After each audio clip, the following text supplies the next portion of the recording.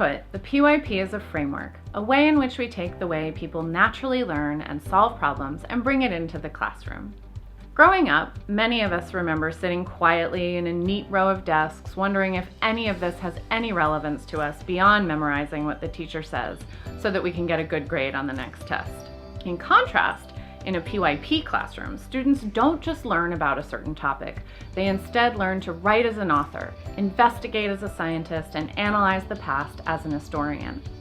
Students are encouraged to be curious, truly wonder, and imagine the possibilities in their learning.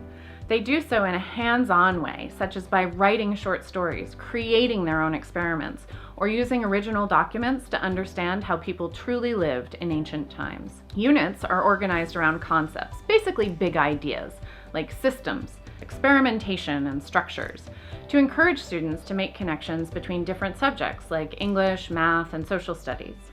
Knowledge and skills are not compartmentalized into history, science, or art, but connected across the subjects. This models the real world. If faced with an engineering problem at work, for example, you wouldn't hesitate to draw on math, design, computer science, or whichever strategy might help you best. Let's take the example concept, structures. In third grade, students learn about the structure of traditional homes built by people around the world and why they are made that way, igloos, adobe houses, or wooden longhouses.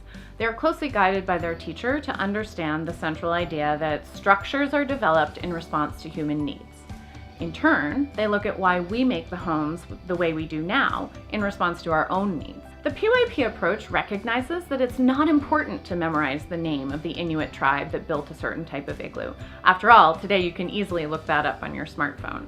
Instead, students have the insight to understand a concept, a big idea, which they can apply to any structure they might study or even design in the future. The IB approach also gives students the ownership of their own learning by giving them the freedom within a structured framework to learn about what interests them.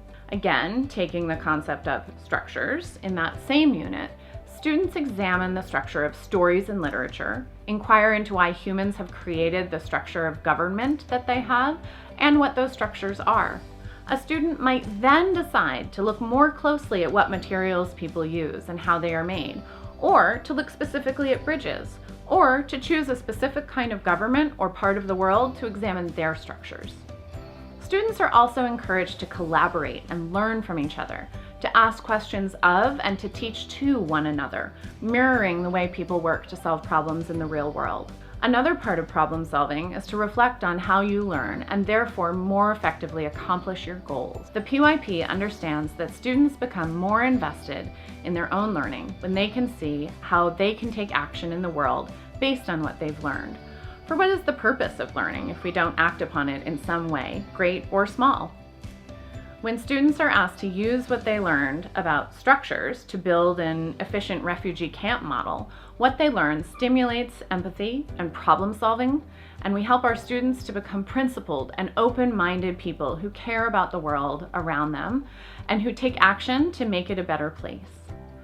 Our goal is to nurture curious, engaged, and thoughtful lifelong learners, and I hope this video has helped you to better understand what an international baccalaureate education looks like in the everyday PYP classroom.